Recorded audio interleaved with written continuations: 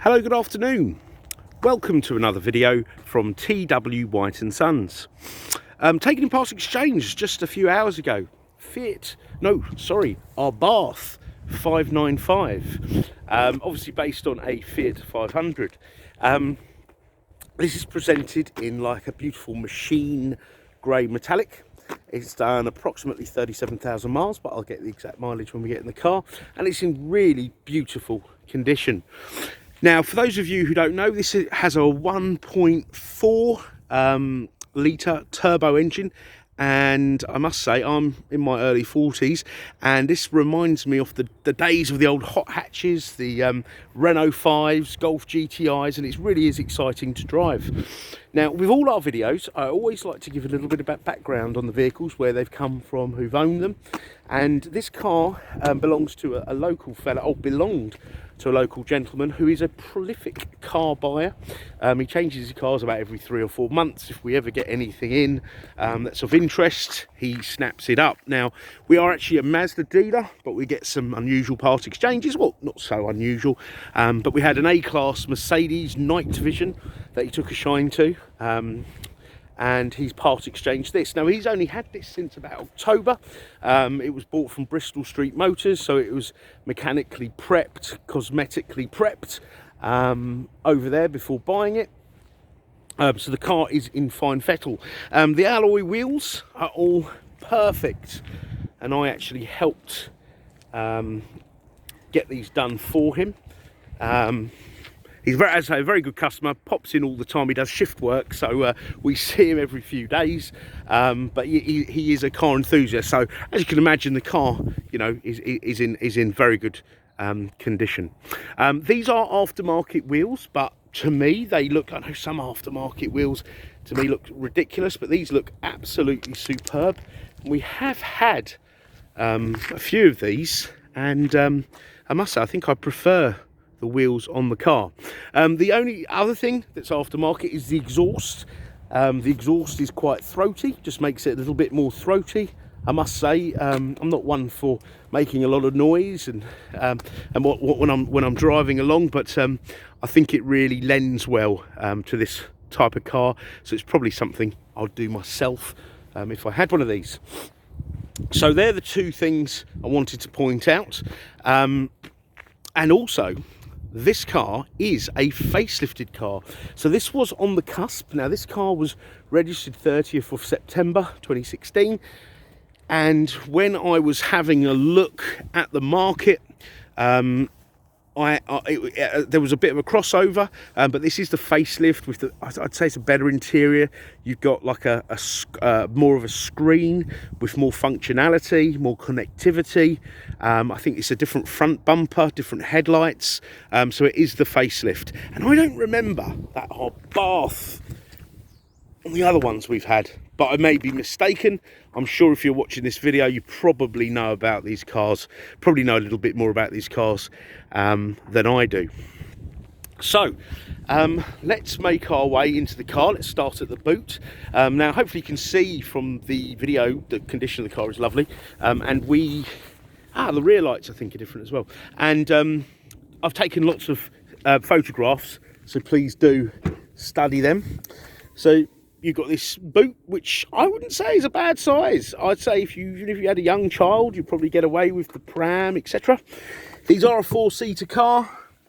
So you've got your 2 seat belts in the back here. You've got these sporty Abarth seats, which are really supportive.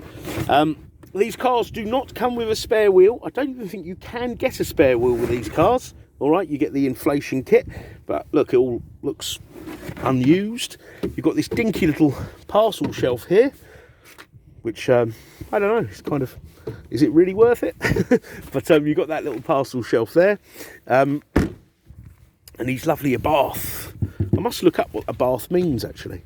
But yeah, it's all very, very nice. I do like these decals, the brushed aluminium door handles, and these beautiful seats that are really, really super supportive. So it's all in fine fettle. Headlining is black headlining, which I think lends well to the car. Interior is all in good shape. Obviously, we will valet the car. It's come in pretty much as it is. So let's make our way round inside the vehicle. Now, this car was actually part exchanged at one of Bristol Street's garages further up north, and then delivered down here. And then there were some, which you'll see on the current MOT, the valid MOT it's got now, there were some advisories which have all been tended to. That was the condition of our customer buying that car. So all those bits have been done, so don't be alarmed, because I was looking at the MOT earlier.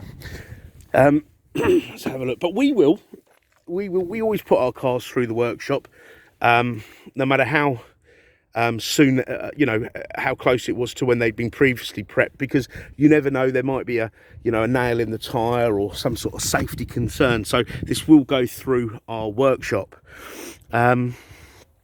Okay, let's get in the car. Now, I never normally do this, but I will start the car and give you a demonstration of the exhaust. Now, I'll put the phone out there. Hopefully you can hear this. Okay. And look, if I shut the door, it's not really too intrusive. I think it sounds really good, actually. Oh, if I sound a little bit immature saying that, but I do like the sound. So, here we go. So the mileage is 37,255 miles. You've got your temperature gauge on the left and fuel on the right. So I think these gauges are different than on the pre-facelifted cars. Let's have a look here. Is this fixed or not? Yep, your steering column goes up and down. All right, so you can get comfy there. You've got your hands-free here, and you can go through the menu on your radio there as well. You've got your volume, voice control. Okay, and I think the steering wheel is different on the facelift. And then up here you've got a boost gauge. So look, 1.6 bar. I think 1 bar is about 15 psi, and I think this car boosts at about 1 or just under 1 psi. Is it 14 or 15? Something like that. So when you put it in sport mode, the car gets extra boost. All right, and that gives it that extra performance. And look at this here. So out of sport mode, the dash looks like that, and then when you put it in sport mode, look, it goes red, and it's like super sporty. I really like that feature. Excellent. Front and rear fog lights, hazard lights, say sport button there gives you extra boost. You've got your air conditioning, read here screen, electric windows here, 5-speed box. I'm surprised at that. I thought this would have a 6-speed. USB, auxiliary. So a well-equipped little car, and I'm assuming, right, so you've got radio, you've got FM, AM, DAB, okay, which is great, because I think a lot of channels on FM are going to sort of phase out, and it will all go over to DAB, and then you get a lot more choice. Let's have a look. So you've got all these different channels, yeah. So that would definitely be one of the reasons I would get a facelifted car, for the DAB radio and a bit of a screen. And it's also got this app, Connect Live. Not terribly sure what that is. Let's get started. Some sort of sort of trip computer there. Not terribly sure, but yeah, you got this here. Apps, phone, search for paired devices. You got your trip.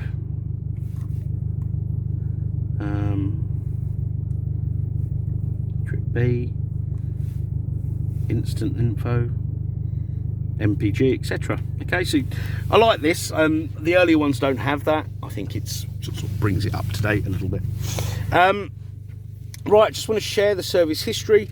Now, the car was bought at Bristol Street Motors in October, where they did a pre-sales check, as mentioned earlier. But as I say, we're going to do that anyway. And if it needs servicing, we'll service it. Let's have a look. So there you go, Abarth. It was supplied by Arnold Clark.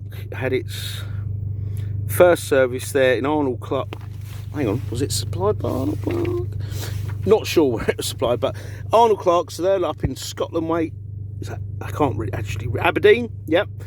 Did its first service, second, third, fourth here at Car Connect UK. So 3 Abarth stamps. So Abarth is the performance division. Okay, so it would have had a sales check by Bristol Street before they sold it. That was like October, and then we're going to do a check on the car as well. But the car drives superbly, and we will provide you a year's warranty as well. It will be an RAC Platinum Plus warranty, which is very comprehensive. It's almost like a follow-on from the manufacturer's warranty, and it will also have 12 months roadside assistance.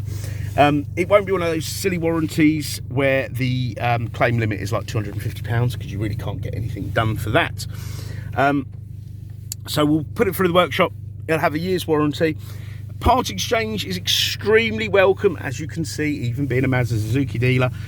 We welcome anything non-franchise. To be honest, it makes the job a lot more interesting, and you get to test out the competition. We got great finance facilities. We got the facility to extend the warranties. We do a collection delivery service, within a 100-mile radius. But if you're out of that radius, you know, don't worry, just give us a call, and let's see what we can do for you. If there are any specific photographs or videos or any information you'd like about this car, please don't hesitate to ask. We are here to help, and it's really no bother. I'd also like to mention that, you know, even if it's out of normal working hours, do inquire. We do keep an eye on emails, voicemails, etc. So give us a call or drop us an email, and we'll be very happy to come back to you as soon as we can. I hope you've enjoyed this video.